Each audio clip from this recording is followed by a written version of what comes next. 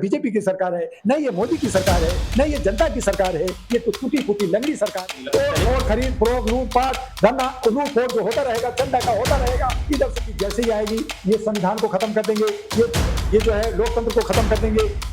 हम संविधान को जब जीते तो संविधान के पुस्तिका को इन्होंने चूमा, ऐसे चूमा जैसे बीवी को चूमा, छोड़ दिए। आपने अम्बेडकर को अपना पत्नी समझ रखा। ये संविधान का अपमान है, ये जो है हमारा जो है बाबा अम्बेडकर का अपमान है। वो सदमे में है, वो जो भी कहा वो अब इनका कोई माने ना रहा। उनके एजेंडा सारे जो है डस्टबिन में चला गया। अब वो क्या कहेंगे? अगर कहीं कुछ कहेंगे तो कहेंगे मैंने रिकमेंडेशन दिया क्या था, एक तो एविएशन मिनिस्टर बना दिया। अरे जब सारा एयरपोर्ट आपने अडानी को दे रखा है, लिया है, वो टाटा ने खरीद लिया है, तो बचा क्या सरकार के पास? और उसका एक मंत्री बना दिया, तो एक लॉलीपॉप दे दिया है। तो जनता को कल भी नहीं मिला था, आज भी नहीं मिल रहा है और कल भी नहीं मिलेगा, ये मैं आपको दावे के साथ। साथियों नमस्कार, मैं हूं विवेन सिंह और आप देख रहे हैं क्लाउड नेटवर्क। हमारे साथ हैं इस समय खास मेहमान doctor Dua ji. Doctor Dua ji all India human rights association के अध्यक्ष हैं और अहरा नेशनल पार्टी के भी राष्ट्रीय अध्यक्ष हैं। अभी जो चुनाव के नतीजे आए उन नतीजों को लेकर हम बात करेंगे, क्योंकि राहुल गांधी जी कह रहे हैं मोदी जी के लिए, अगर मेरी बहन प्रियंका बनारस से लड़ गई होती तो मोदी जी वहां भी हार गए होते। किस तरह से देखते हैं इस चीजों को लेकर हम बात करेंगे। डॉक्टर दुआ साहब, आपका बहुत बहुत स्वागत है। आपके चैनल क्लाउड न्यूज को मैं धन्यवाद करना चाहूंगा। अगर मगर से तो बहुत कुछ होता है, लेकिन जहां हाथी डूब गया पानी में तो मगर भी रहता है पानी में। तो अगर मगर से कुछ नहीं होता, आप कयास लगाइए, आप जो है प्रधानमंत्री सपने में बन जाइए, तो ऐसा नहीं होता। मैंने भी कहा था कि अगर मैंने भी कहा था, इलेक्शन से पहले ही कहा था कि प्रियंका को बनारस से खड़ा करना चाहिए, लेकिन उन्होंने कहा नहीं, हम तो अपने भैया को जिताएंगे और ऐसे करेंगे वैसे करेंगे, हमें तो प्रचार करना है। अब वो जो है वायनाड से लड़ना चाहती है, देखते हैं आगे क्या होता है। लेकिन मिला जुला करके जो सरकार बनी है वो ढाक के 3 पात वही है जो पहले था, अब है। कोई कुछ बदलाव नहीं हुआ है, वही प्रधानमंत्री, वही गृह मंत्री, वही फाइनेंस मंत्री, वही डिफेंस मंत्री, तो सब वही लोग हैं। तो अब देखना है कि जो इनकी एक अहम थी, ईगो थी, हम हैं तो हमारे सामने हमारी गारंटी है, मोदी है, गारंटी है, हम 400 पार होने जा रहे। इन तमाम चीजों से वो जो है नीचे आए हैं, उनका ईगो अहम जो था वो गिरा है, लेकिन फिर भी वो मस्ती में है। जनता त्रस्त है, परेशान है और ये लोग दुकानदारी करने में लगे हुए हैं। जनता को कल भी नहीं मिला था, आज भी नहीं मिल रहा है और कल भी नहीं मिलेगा, ये मैं आपको दावे के साथ कह सकता। जैसा कि सरकार बनी, मोदी जी ने तीसरी बार प्रधानमंत्री जी की शपथ ली, मंत्रालयों का बंटवारा हुआ, जैसा कि आपने कहा गृह मंत्री वही है, सब वही हैं। नीतीश कुमार और चंद्रबाबू नायडू उम्मीद लगाए बैठे थे कि कुछ अच्छे मंत्रालय मिलेंगे, लेकिन वो सब चीज नहीं हुआ। अब एक जो पद बचता है वो स्पीकर का पद बचता है। क्या लगता है कि स्पीकर का जो पद है वो बीजेपी गठबंधन देगी या अपने पास रखेगी? देखिए, स्पीकर बहुत इंपॉर्टेंट होता है एक सदन के लिए, क्योंकि बहुत सारे वहाँ पे बोलने पे रोक और बहुत सारी चीज़ें देखना होता है। तो उसके लिए सत्ता पक्ष चाहेगी कि वो उसके अपने लोग हों। अब रही बात कि आप नीतीश कुमार और आपने जो है नायडू साहब की तरफ इशारा कर रहे हैं, तो नीतीश कुमार एक बिहार बड़े स्टेट के मुख्यमंत्री हैं।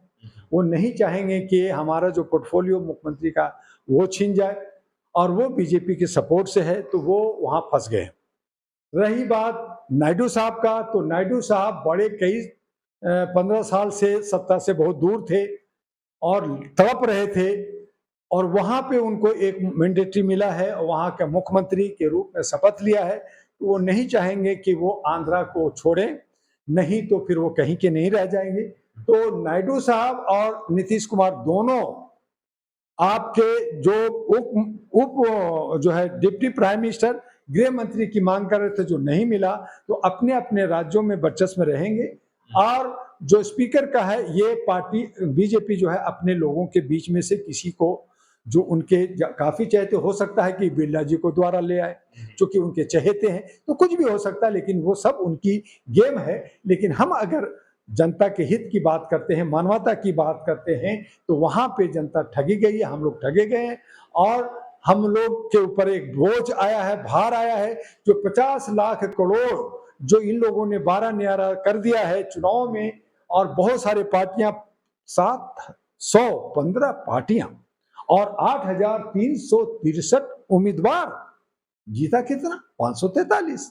तो उनमें भी 272 मिलकर के सरकार, बाकी तो पूछते नहीं है। उसके अंदर इन्होंने जम्बो अभी कैबिनेट बनाया है, 40-50 लोगों को मंत्री बना दिया गया है, लॉलीपॉप दे दिया गया है, एक को एविएशन मिनिस्टर बना दिया। अरे जब सारा एयरपोर्ट आपने अडानी को दे रखा है, जो इंडिया अलायंस है, वो एयर इंडिया है, वो टाटा ने खरीद लिया है, तो बचा क्या सरकार के पास, और उसका एक मंत्री बना दिया। तो एक लॉलीपॉप दे दिया है, तुम मंत्री हो, तुम अपना विभाग में बैठो, सेक्रेटरी होगा, गाड़ी होगा, बंगला होगा, ऑफिस होगा। तो ये सारी लूट खसोट की सरकार बनी है, लंगड़ी सरकार बनी है। जैसे कि दुआजी, जैसे कि इस चुनाव में खासकर विपक्ष की तरफ से एक बात हो रही थी कि संविधान खतरे में है, लोकतंत्र खतरे में है, लेकिन विपक्ष रिजल्ट आने के बाद विपक्ष की तरफ से तो संविधान की बात नहीं हो रही है, लेकिन मोदी जी ने संविधान को सर पे रखे, सर माथे पर रखा और कहा कि देश संविधान से चलेगा। किस तरह देखते हैं इसको? जर्नलिस्ट महोदय, जो विपक्ष है वो सदमे में है। वो जो भी कहा वो अब उनका कोई माने ना रहा, उनकी एजेंडा सारे जो है डस्टबिन में चला गया। अब वो क्या कहेंगे? अगर कहीं कुछ कहेंगे तो कहेंगे जी मैं, मेरे को मैंडेटरी दिया क्या, मैं जीता क्या, मैं सरकार बनाया क्या, मैं कुछ नहीं करूंगा। तो वो खामोश हो गए, वो सदमे में है बेचारे। तो क्या जनता को मतलब गुमराह कर रहे थे क्या? बिल्कुल, जनता को हर पार्टी जीतने के लिए, सत्ता में जाने के लिए एन केन प्रकार तरीके से झूठ बोलना, जो है जुमलाबाजी छोड़ना, मदारी का गेम खेलना, ये सब करते हैं। ठीक है, जब सत्ता में आती तो जनता उस पर ब्लेम भी करता, जब सत्ता में नहीं आए तो ब्लेम भी खत्म हो गया। तो वो जो है बहुजन की बात, इसकी बात क्या करें, वो कुछ नहीं करेंगे। दूसरी तरफ जो सत्ता में आ गए, जो पहले थी अब आई, उन्होंने कहा, सबका था कि जैसे ही आएगी ये संविधान को खत्म कर देंगे, ये जो है लोकतंत्र को खत्म कर देंगे, लोकतंत्र खतरे में है।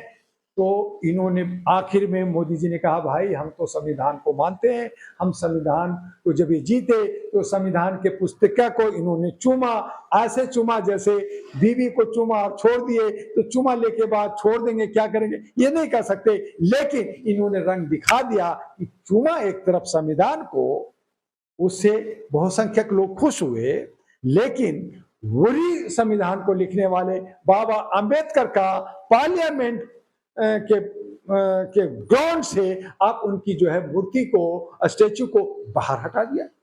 तो आप एक तरफ प्यार कर रहे हो, दूसरी तरफ जो है आप उसको जो है छोड़ दे रहे हो। तो ये पत्नी है क्या? ये आपने अंबेडकर को अपना पत्नी समझ रखा है? ये संविधान का अपमान है, ये जो है हमारा जो है बाबा अंबेडकर का अपमान है, बहुसंख्यक का अपमान है। तो ये कहते कुछ है, करते कुछ है, लेकिन चूंकि ये इन के प्रकार तरीके से, न ये जो है बीजेपी की सरकार है, न ये मोदी की सरकार है, न ये जनता की सरकार है, ये तो टूटी फूटी लंगड़ी सरकार है। जैसे तैसे क्या लगता है कब तक चलेगी सरकार? जैसे तैसे चलती, कब तक चलेगी? और खरीद फरोख, लूटपाट, धरना लूट फोट जो होता रहेगा, चंदा का होता रहेगा, इधर से लूटो, उधर से लूटो, इधर से करो, उधर से करो। बेचारी जनता पीसते रहेगी, चक्की पीसिंग होता रहेगा, जनता मरते रहेगी, ये मजा करते रहेंगे। तो इसी तरह से 1 साल, 6 महीना, 2 साल, हो सकता है कि 5 साल भी निकाल ले, तो कुछ भी हो सकता है। ये भी हो सकता है कि मोदी जी का 75 साल का जो वक्तव्य है वो 1 साल में पूरा हो जाएगा, तो कुछ बदलाव हो जाए, वो प्रधानमंत्री छोड़ दें और फिर अपने अमित शाह को, शनक को लाएं, फिर बीजेपी टूटे, कुछ और हो सकता है कि मोदी जी जो है राष्ट्रपति बन, तो कुछ भी हो सकता है, कुछ भी क्यास लगा लीजिए। लेकिन मिला जुला के ये सारे धूर्त लोग हैं, धूर्त लोग बहुत सातिर लोग हैं, और ये स्वर्णों की कहा होता है, दलित शोषित सरकार नहीं है। तो ये किसी तरह से ये दुकानदारी चलाते रहेंगे, मस्त रहेंगे, जनता पस्त रहेगी, जनता त्रस्त रहेगी, और ये खींचते खींचते 5 साल भी ले जा सकते हैं। आगे क्या होगा, किस तरह की बदलाव होगा, किस तरह का परिवर्तन होगा, किस तरह का आंदोलन जन क्रांति होगा, ये सब हमें देखना है। लेकिन जो जिस तरह से ये सोशल मीडिया को खत्म करना चाहते थे, अब वो नहीं कर सकते। आज जो तानाशाही दिखा दे वो नहीं कर पाए। तानाशाही जो कर रहे थे, मुसलमानों को बाहर कर देंगे, फलना कर देंगे, ये कर देंगे, ये नहीं कर सकते। अब देखिए ना, जहां इन्होंने बहुत सारे मंदिरों को तोड़वाया, जिसकी वजह से अयोध्या हारे, उसके बाद में इन्होंने जो है मंदिर एक बनाया माउंट वहां आपका दुबई में, और मस्जिद बना रहे हैं आपका मालदीव में। मस्जिद का निर्माण कर रहे हैं, पैसा सब भारत सरकार का खर्च हो रहा। तो भैया अब कहाँ गया मंदिर मस्जिद, कहाँ गया हिंदू मुस्लिम? तो ये जो है ध्रुवीकरण वोट के लिए, सत्ता के लिए, ये सब कुछ भी कर सकते हैं। अपनी ईमान बेच सकते हैं, अपना पिछवाड़ा बेच सकते हैं, ना जाने क्या क्या कर सकते हैं। लेकिन ये सिर्फ सत्ते के भोगी लोग हैं, भूखे प्यासे लोग हैं। इनको देश के, राष्ट्र के निर्माण, समृद्धि और विकास से कोई लेना देना नहीं है। जनता का आर्थिक आजादी और सामाजिक भागीदारी और हक अधिकार से कोई लेना देना नहीं है। बेरोजगारी, समानता का, रोजगार का, शिक्षा का, स्वास्थ्य का, सुरक्षा का कोई लेना देना नहीं। लड़ो भिड़ो और हमें राज करने दो, यही नीति इनका था, है और मुझे लगता है आगे भी रहेगा। तो आपने सुना हमारे साथ है डॉक्टर दुवाजी ने कहा कि ये सरकार कब तक चलेगी, कब तक नहीं चलेगी, इसका कोई भरोसा नहीं। ये सरकार में जो लोग बैठे हैं, इन्हें केवल अपनी सत्ता से मतलब है, राजनीति से मतलब है, इनका जनता से कोई लेना देना नहीं। ये स्वार्थी लोग हैं और जनता से वोट लेने के लिए जो कुछ भी करने को तैयार है, इनका कोई भरोसा नहीं है। आप लोगों की क्या राय इस वीडियो को लेकर, आप मेरा हमें कमेंट बॉक्स में जरूर बताइएगा। लेटेस्ट अपडेट पाने के लिए हमारे चैनल क्लाउड न्यूज को अभी लाइक करें, सब्सक्राइब करें और बेल आइकन दबाना बिल्कुल ना भूलें।